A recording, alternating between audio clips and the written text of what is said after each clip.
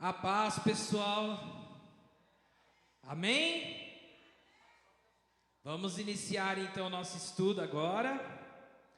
Nós estamos na nossa aula 14, já estamos chegando aí perto do final. Tem mais 4 ou 5 aulas apenas depois de hoje, tá? Hoje nós vamos falar sobre a escola de profetas, né? Eliseu e a escola de profetas. Vamos orar ao Senhor para iniciarmos o nosso estudo de hoje. Senhor Deus e Pai, te agradecemos, Senhor, por mais um dia que o Senhor nos concede, Senhor, de estarmos aqui reunidos em Tua casa para ouvirmos mais sobre Ti, aprendermos mais sobre Ti. Que o Senhor venha conduzir esse momento, falar aos nossos corações e que esse estudo venha entrar e fazer a diferença em nossas vidas, em nome de Jesus. Amém. Bom, então agora Eliseu estava sozinho, já não estava mais com Elias, né? E a gente viu que na aula passada ele esteve operando junto com mulheres, né? Nós vimos primeiro a viúva, em que ele multiplica o azeite. Depois há uma família em que uma mulher queria muito ter um filho, ele dá o filho, ele ora para que essa mulher receba o filho. E aí Deus dá o filho para essa mulher. Depois de alguns anos essa criança morre, Eliseu vai lá e através do Senhor ele opera o milagre de trazer de volta à vida o filho dela. Depois vem a fome na terra, né? E ele vai e avisa essa mesma família sobre essa fome, que eles deveriam ir em outro lugar para poder passar esse período de fome.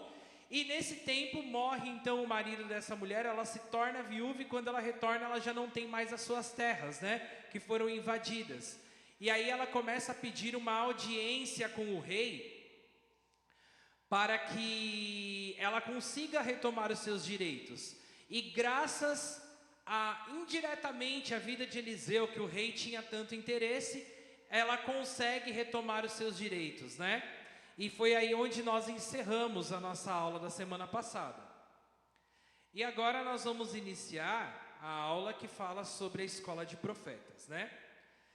Nos dias de Elias, a apostasia e a vergonhosa idolatria haviam se alastrado entre o povo de Deus, impulsionados pelos desvaneios de Acabe e Jezabel. Então, relembrando, né?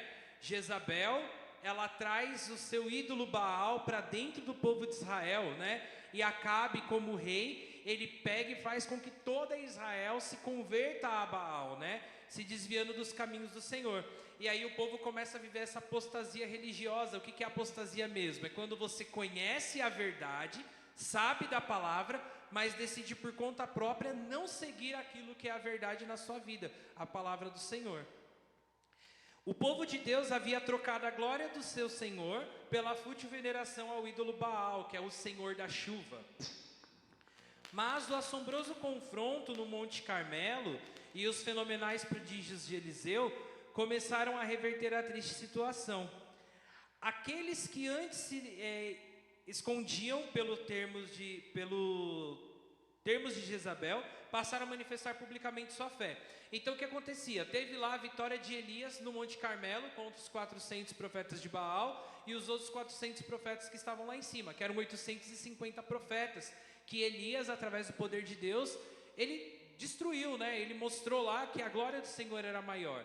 E isso começou então a fazer com que o povo de Israel se voltasse para Deus. Não significa que todo o povo voltou para Deus, mas teve um início em que eles começaram a voltar para Deus.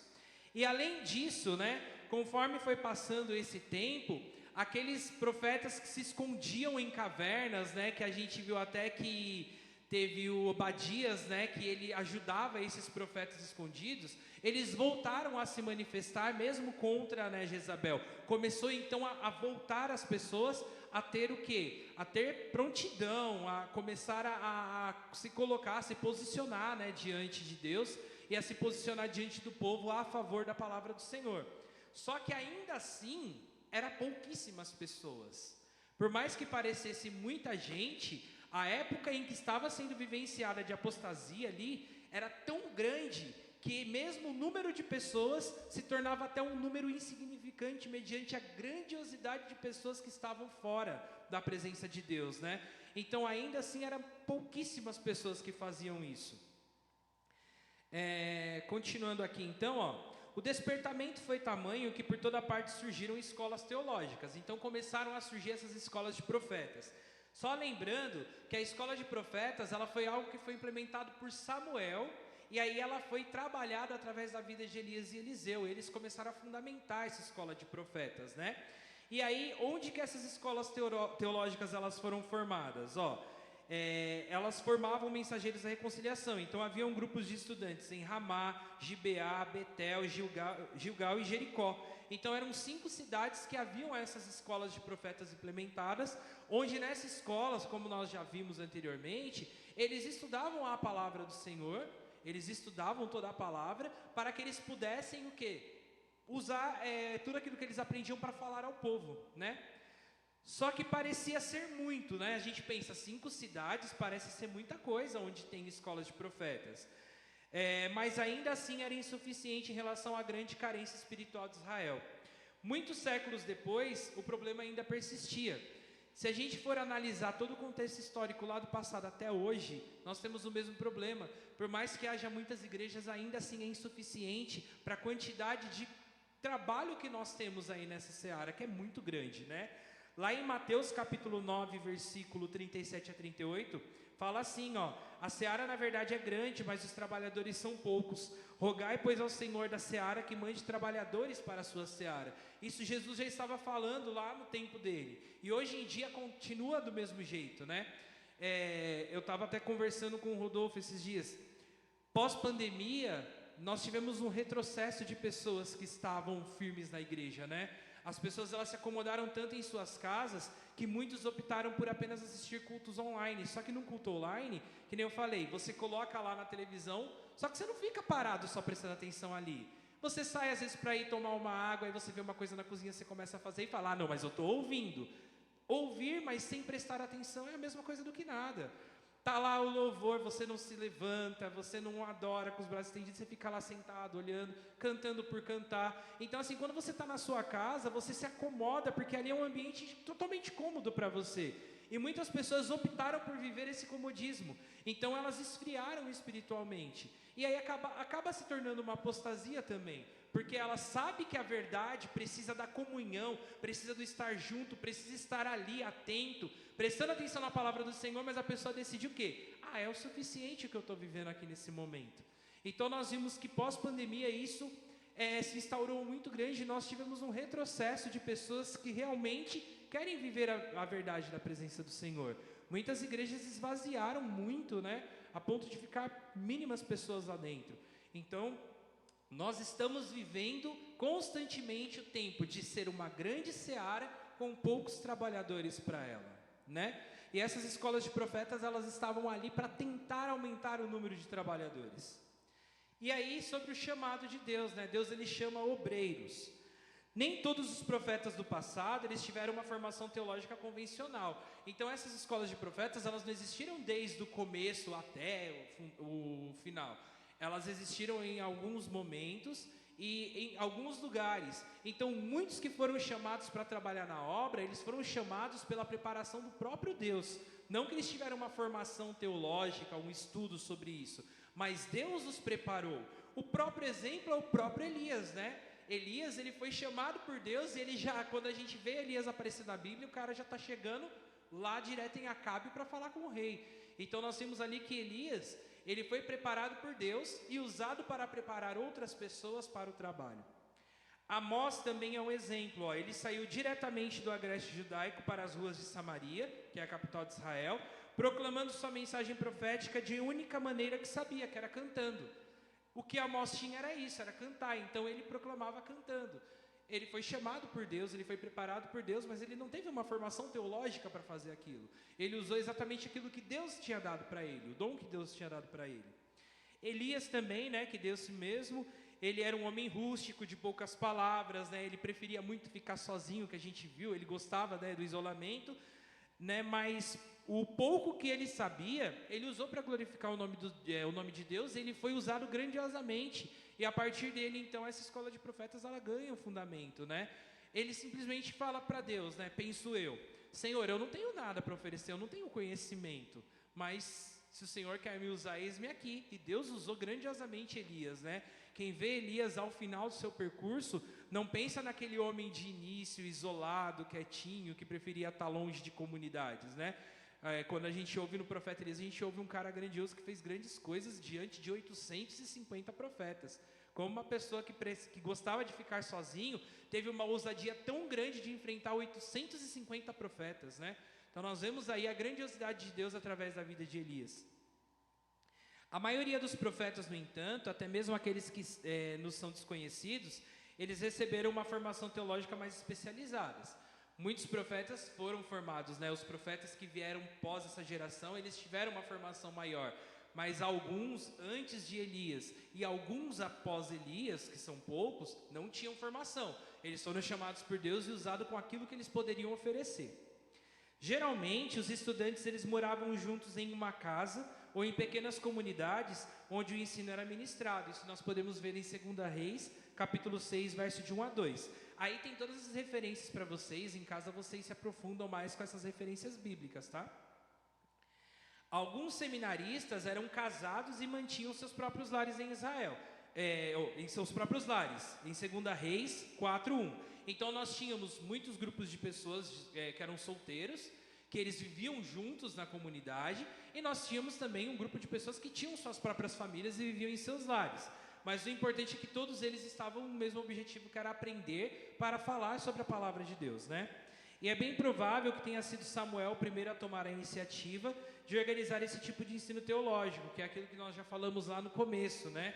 Isso está em 1 Samuel 10, 5 e 19, 23. A iniciativa foi de Samuel, porém, ela foi fundamentada através de Elias e Eliseu.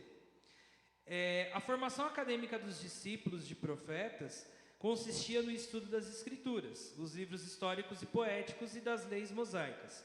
Havia espaço ainda para a instrução na música sacra e na poesia, como vê em 1 Samuel 10:5. O professor, um profeta mais experiente, ele transmitia o ensino com o seu exemplo de vida e seu trabalho, e eram eles mesmos que consagravam os novos obreiros à missão de reconduzir o rebanho desgarrado de Israel ao aprisco do Senhor, o pastor da nossa alma. Então a pessoa que ensinava, ela via quem estava preparado para ir, né? Ele então ensinava, ele discipulava e depois enviava para formar novos discípulos. Vamos pensar dessa forma, né? Ele olhava, quando ele via que a pessoa estava preparada, então ele consagrava essa pessoa, e essa pessoa ela continuaria aí fazendo aquilo que ele fazia. Precisava-se ter essa continuidade, né? Porque senão acabaria ali. O professor ensina, os alunos aprendem, acabou. O professor morre e não tem mais o que ensine, não tem mais quem aprenda, e aí terminaria ali a escola. Então precisava ter essa continuidade, essa passagem, né? E nós vimos isso na questão da vida de Elias para Eliseu, né? Elias, o profeta, Eliseu era quem ajudava, aí Elias é arrebatado e Eliseu então se torna o profeta, né? Então nós vemos aí que precisava-se ter a continuidade da obra, não podia parar. E ainda hoje a obra não pode parar, né? Nós, quando estamos aqui em aprendizado na igreja, nós estamos sendo formados para ser profetas às nações, porque o ide do Senhor foi isso. Ide por todo mundo e pregai o evangelho a toda criatura. E como que você vai pregar? Aprendendo da palavra do Senhor. Quando você aprende, você tem que usar o que você aprendeu. Não adianta você se encher e você não distribuir aquilo que você aprendeu. Você precisa ser cheio para poder proclamar a palavra do Senhor lá fora. Você não se apresenta ao mundo de mãos vazias, você se apresenta ao mundo com a vida cheia do Espírito Santo, através do quê? Dos ensinamentos do Senhor, do estudo da palavra diária em casa, dos estudos e das pregações que nós vemos na igreja. Tudo isso é o que vai nos enchendo do Senhor para que nós possamos falar, né? Porque esse a última coisa, a última instrução de Jesus aqui na terra. Ide por todo mundo e pregai o evangelho a toda criatura, né? E lembrando, somos chamados profetas às nações, mas isso não significa que você tem que ir lá para a África, ir para a Europa, ir para a Ásia. Você já começa dentro da sua casa, no seu bairro, no seu trabalho, na sua escola. Onde você está sendo chamado a ser profeta às nações, inclusive a sua própria nação, a sua própria terra, o seu próprio lar. Então esse ide começa ali dentro, né? Falar do amor de Jesus, você não precisa falar, eu não falo porque eu não vou para longe. Não, isso não é desculpa. Você tem que falar independente de onde você esteja. E Deus, ele cuida dos seus obreiros, né? Que é o segundo tópico de hoje. A vida diária nas escolas dos profetas, elas não eram cômodas, não dava para pensar assim, eles viviam todos juntos, então era super paz e amor, era só lá aprender, comer, dormir, não era isso, né? Era uma vida que exigia-se muito da pessoa, né? Os estudos, eles eram exaustivos e as acomodações eram precárias, isso está em 2 Reis, capítulo 6, verso 1, deixa eu abrir aqui para ler com vocês. 2 Reis...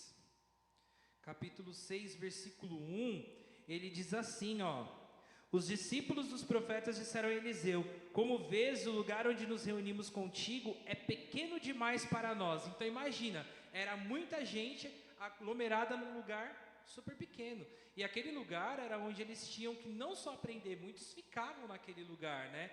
Então, nós vemos que não era uma coisa confortável, a pessoa ali, ela tinha que amar muito a Deus para permanecer ali. Tinha que ter um amor a Deus verdadeiro para permanecer ali, né? E hoje em dia nós temos um comodismo muito maior, né? Nós temos cadeiras confortáveis onde nós podemos sentar para ver o culto. Nós temos a nossa casa que nós descansamos ali para poder depois ir para a igreja. Nós temos espaço. Então nós vemos assim que hoje em dia as coisas estão muito melhores, mas mesmo assim as pessoas ainda arrumam desculpas para não estar na igreja, né? E naquele tempo eles não arrumavam desculpas, eles falavam, você vê que o espaço é pequeno aqui, mas estamos aqui, né? A falta de recursos eram constantes e o trabalho era árduo, e se não bastasse isso tudo, a comida era escassa, geralmente produzidas por eles mesmos em hortas comunitárias. Então olha a situação que eles viviam, mas tudo isso eles viviam por amor a Deus, porque eles sabiam o que eles precisavam fazer. As coisas ficaram ainda piores quando Deus enviou uma estiagem que durou 7 anos. Lembra que nós vimos na aula passada? Né? Teve uma fome de 7 anos e os profetas, eles não ficaram imunes nessa fome, não. Eles passaram por essa grande estiagem, né? E eles permaneceram firmes ainda assim.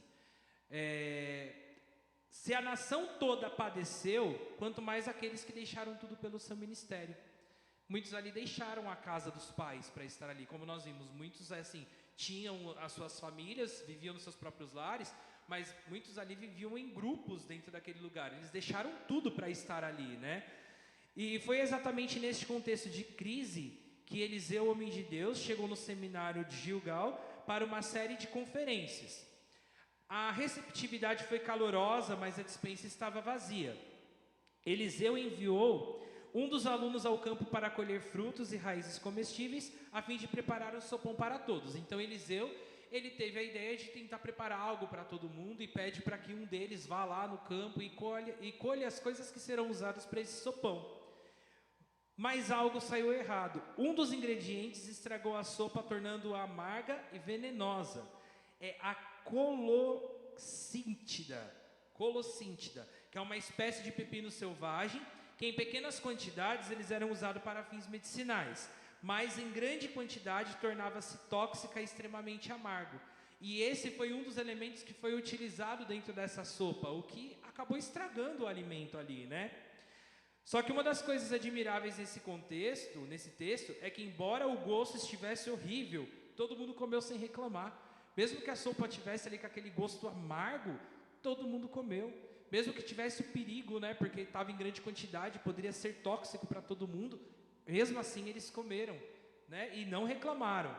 O único comentário que surgiu quando atinaram para o perigo de conter algo venenoso, né? Depois que eles terminaram de comer, a única coisa que eles se preocuparam é, poxa, e tudo isso que a gente ingeriu é tóxico, né? Isso pode fazer mal, mas eles comeram mesmo assim. Por quê? Foi preparado pelo profeta Eliseu. Eliseu, ele tinha Deus ali com ele 24 horas por dia. Então, eles confiavam. Nós vemos aí que eles confiaram plenamente, comeram sem reclamar. E interessante também é notar que Deus permitiu tal acontecimento para mostrar o seu cuidado aos que a Ele se consagram. Então Deus, ele permitiu que aquilo acontecesse para mostrar como Ele cuida de cada um que se consagra para Ele, né? Deus usa o homem e o homem usa o que tem à mão, né? Então Deus utiliza a pessoa e a pessoa vai utilizar tudo aquilo que ela tiver disponível para ela utilizar, né? E aí é o que acontece dentro desse contexto. Eliseu, ele pega o quê? Ele pega uma farinha, que é o ingrediente que anulou completamente o veneno daquele pepino. Então, através de uma farinha, a farinha ela vai lá e anula todo o veneno, e todos se alimentaram e não aconteceu nada com nenhum deles. Por quê? Não tinha muita coisa ali, e Eliseu usou exatamente aquilo que tinha para poder fazer aquilo que Deus mandou ele fazer. O milagre aconteceu não por causa da farinha, mas pela fé de Eliseu.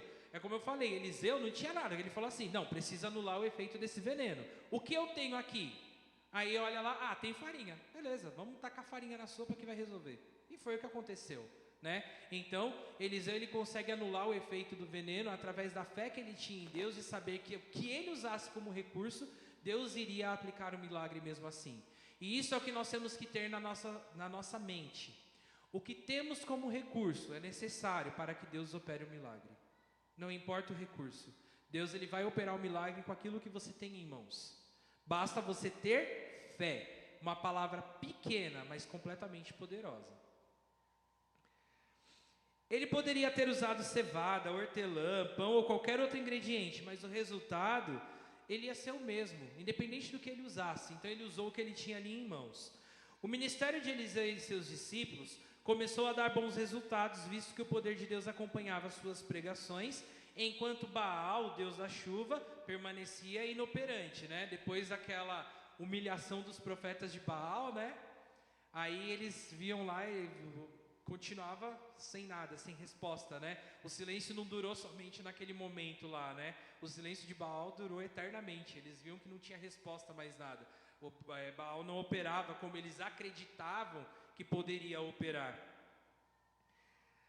Um dos sinais de mudança pode ser visto pelo fato de um homem da cidade vizinha, Baal Salisa, ter vindo à casa dos profetas e trazer uma oferta de mantimentos para o sustento de Eliseu, conforme precavia a lei de Moisés. A oferta era generosa para um só homem professor, mas insuficiente para 100 alunos. Então um homem vai lá dar uma oferta, só que aquela oferta era para Eliseu, né? E ele tinha várias pessoas ali com ele, não era só Eliseu, mas o homem foi e ofertou na vida de Eliseu. E aí o que acontece então?